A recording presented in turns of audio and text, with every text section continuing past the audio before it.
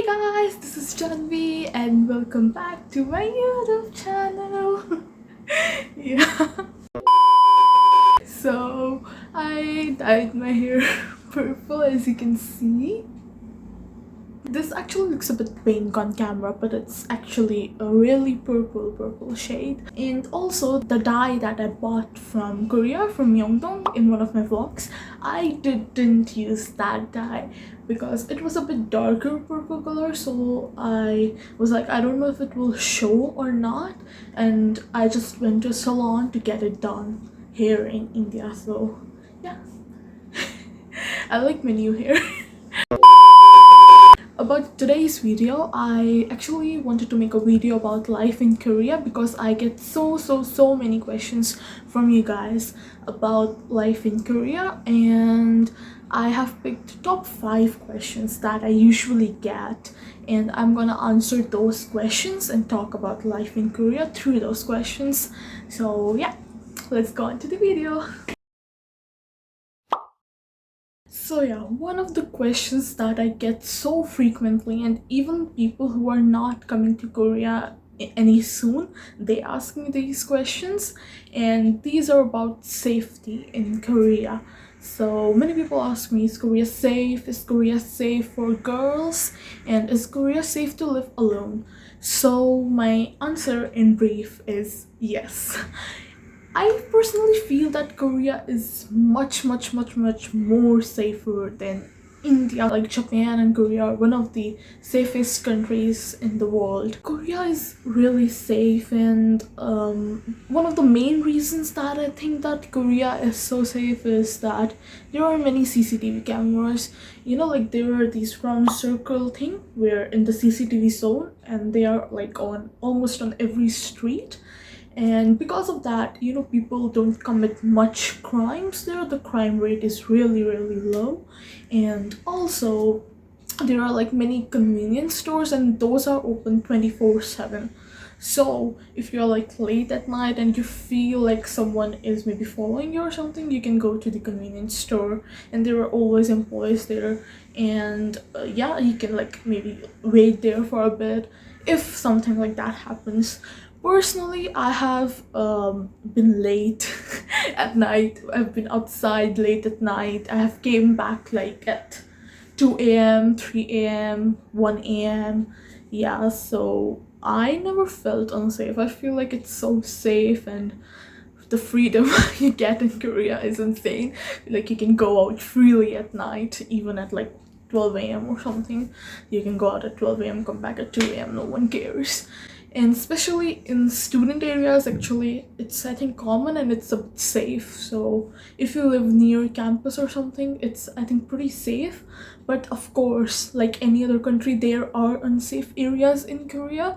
So I would say that pay attention to your surroundings always, and also be aware of where you are living. Try to live somewhere where it's, you know, a bit more mobile and there are CCTV cameras, and so it will be safe. Yeah, there is no need to worry about safety in Korea.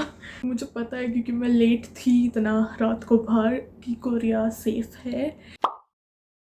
The second question that I frequently get is about food, especially vegetarian food.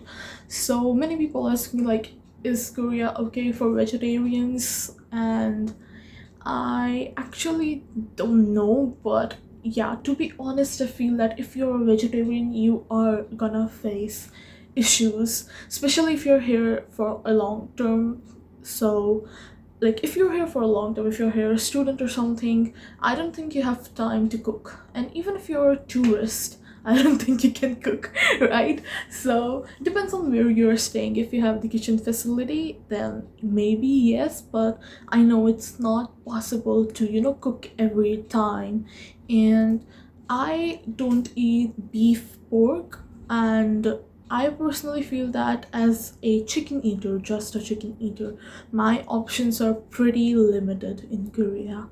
So I don't eat seafood as well. I don't like seafood, and I don't like any kind of red meat. I just eat chicken. So chicken is basically not considered as meat outside India, right?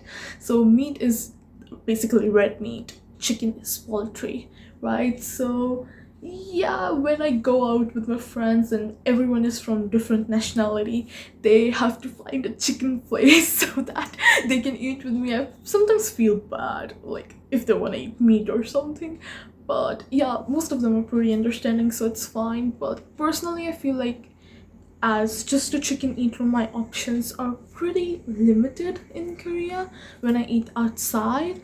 So as a vegetarian, it would be like even more limited. Like, you know what I'm saying. So yeah, you will face some difficulty, but at the end, I think you will figure it out yourself. And there are vegetarian restaurants, there are vegan restaurants as well, but of course, like the amount of those restaurants are less compared to any other restaurants. And also, I feel like in McDonald's and KFC and fast food places like that, they don't sell vegetarian burgers or like vegetarian dishes like they do here in India, so that's an issue as well. So yeah, you might face some problems if you're a vegetarian, but you will figure it out, right? Also, I get a lot of questions about how expensive Korea is. And is Korea expensive? Yes, it is. So basically, like, it's much more expensive than India. The cost of living is really high, even if it's like rent, food, and everything. Living expenses is like more than India. So yeah, it is expensive, and I don't know, like it depends on the person as well. But rent and everything I will display here, like cost of living approximate. So yeah, it is expensive. The fourth question that I get a lot is about language barrier as a foreigner. In short, yes, there is a language barrier. Like people, even if they speak English, they are not that fluent. Like even if they can understand English, they are not that fluent when they speak. So yeah, language issue is there. Like at airport and places like that, of course you can find English speaking people, but in daily life at convenience stores and like in general, there are not many English speaking Koreans. And it depends, like younger generation nowadays, they are pretty good, but the middle-aged ones, the older ones, of course they cannot speak English like that. So I suggest that you should know some Korean. Like the more you know, the easier your life gets here in Korea. So I would say that at least learn how to read and write Hangul and some basic phrases before you come to Korea. If you're a tourist, I feel it's fine if you don't know much Korean, because like it's understandable. You're a tourist, you're there to like see places around and have fun, so it's fine. But if you're here for a long-term period and you would have to get things like your ARC, you have to get a bank account, you have to do a legal work because you are here for a long term, so that gets difficult. Like even if you know Korean, that gets difficult because you know, like that level of Korean is pretty high. So I suggest you should know some Korean if you're gonna stay here for a long term, if you're a student or like anything. So yeah, you should know Korean, and there is language barrier in short. But again, like you can use Google Translator, sometimes that works. So yeah. The fifth question that I get a lot is about place. So जब मैंने last time upload करी थी अपनी dormitory की video, ये सारे लोग dormitory से जा रहे थे, like everyone was leaving out of dorms, so many people asked me that why is everyone leaving. So I told that, you know, like every semester the chances of getting the dorms decrease. So dorms are actually meant for freshmen. So once first year is over, it's hard to stay in dorms. You have to look for a place of your own. So many people asked me how to look for a place. So either you can, if you're in Korea, you can go to a broker and you can find apartments, but for apartments the deposit is usually pretty high, and yeah, the student area, it is expensive. So the next option is going to a Goshiwon. Goshiwon, the deposit is usually like really low, or maybe there is like no deposit. It depends on the person.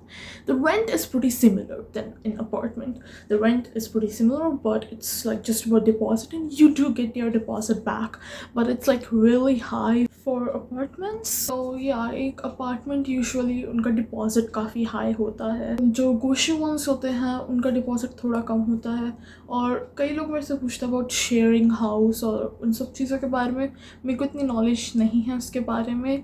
मुझे इतना पता है जब like आपके friends बन जाते हैं, so so many people like share an apartment. They just get a 3-room apartment and they can divide the deposit and rent among each other. So like friends do it, but I don't know like sharing apartments में कैसे आप ढूंढ सकते हो रह सकते हो. So I think main option after a dormitory is an apartment or a Goshiwon, and apartment is a bit expensive for us Indians especially, and like in general rent is high for both. Like even Goshiwon, you can get cheaper Goshiwon as well, but then it will be really small and crampy. So yeah, these were the 5 questions that I get frequently about life in Korea, and I hope this video helped you guys. And if you want, you can follow my Instagram. You can get instant updates about me and what I've been doing. And please subscribe to my channel and give this video a like if you did. And yeah, see you next time.